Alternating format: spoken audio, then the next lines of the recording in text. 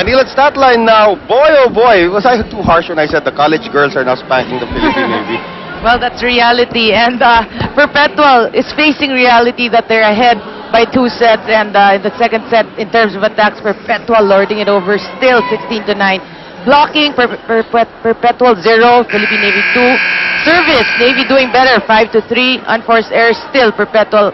You know, the funny thing is the first 2 sets, Perpetual has been committing more errors. But I guess they've got it checked with the flow of their offense. Yep, and they still committed more errors. And of course, the Manila stat line brought to us by Manila, the official drinking water provider of the Shakey's B-League. Ito po si Noel Zarate kasama si Noringo at si Mia Kalim. We are into our 3rd set, Perpetual, with the unlikeliest of scorelines, leading 2-0 against the Philippine Navy. And Laborte, Hingpit, denied by Laborte. Hingpit once again, Piatida, and it will not be touched. Well, the situation here, Perpetual is in a must-win game today if they want to hope that they'll still be in the next round. But again, yung kanilang destiny wala sa kanilang mga kamay. They have to hope that Manila loses in their last encounter for that to happen. Service error from Cecil Cruzada. We are tied at 1. Well, if they win today, at least they have hope. Yeah. And now the serve coming from April Ross Hingpit. Another jump serve. Ross is on the field. Jonella. Hingpit. Piatida! And that one just goes long. Well, it's been a trend that Navy actually starts out really strong in a set, and then they relax a bit, and then Perpetual just fights back. Right. They did pretty well. Well, if it's Fun Family Pizza, it's got to be Shakey's. They did pretty well when they brought in Joanna Botor-Carpio. It's now Janet Serafica who's setting and serving. The push from Tubino. Off the net, Laborte pokes it across.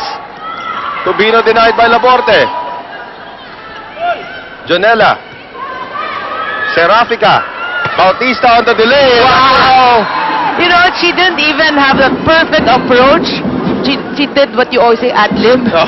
But she was able to find that angle. Well, it always helps that dati kayong magkakampi. They worked together in Adamson when Nerissa Bautista was the guest player, and Adamson won that title. Yeah, and she was the MVP. Yeah, she was the MVP there.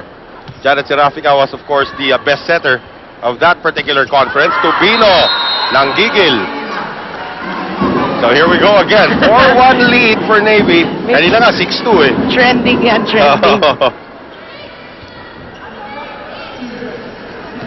But right now, I don't think the Philippine Navy wants to give any chance.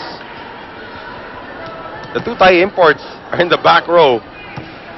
Serafica must milk this serve for as much as she can.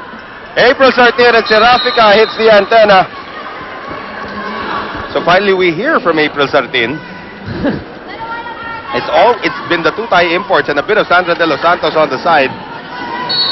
Well, you know, the 2 Thai imports, I'm sure in their hearts and in their minds, they're really out to prove something today. Right. Serafica, so many attackers there. Piatida on the attack. Here is Bautista. Nene says, where are your coverage?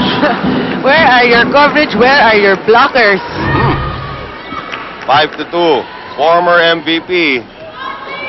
Shows us the form that won her that prestigious award. It looked like hitting practice. Laborte.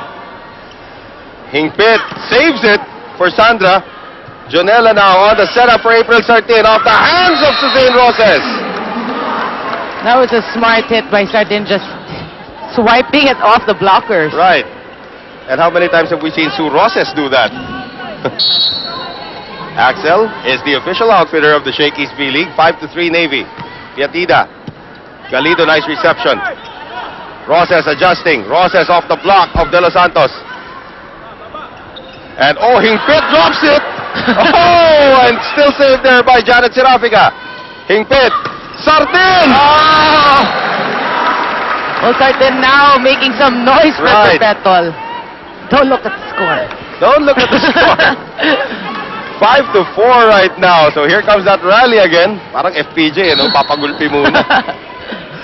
And now Piatida who's had several aces of her own already today. No such luck that time. Oh, Nene with a great attack. And a great hang time. Right. A product of the University of San Agustin in Iloilo. Ating Ilongga.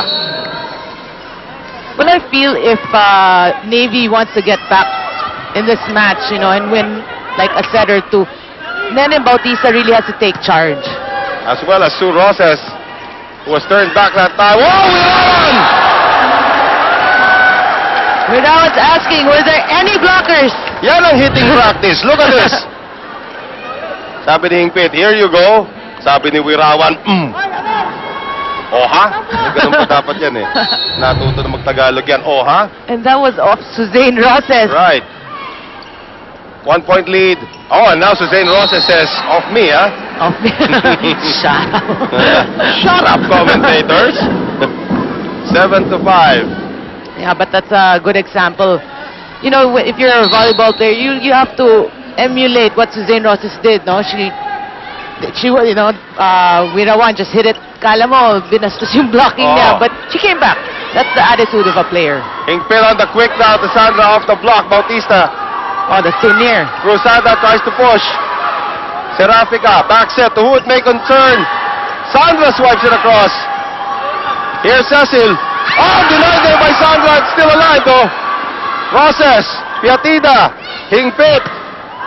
Oh, Conchita put a hand on it. It was on its way out. You know, she was gonna let it go, but the motion was there, and she couldn't get out. You know, she couldn't get out of that ball's way. 7-6. Pa-out na yung hand niya. Exactly. No? Trying to tie things up, Sandra De Los Santos. Wicked serve. Serafica can't get it across, and we are tied at 7. When Navy lost to Army, they won the first set and dropped the next 3. Needless to say, they have never lost in straight sets because they've never lost since. Well, let's see what happens in this match. Roses off the block, and Sandra is not Junella. 8-7. Navy leading by 1 into our first technical timeout of set number 3.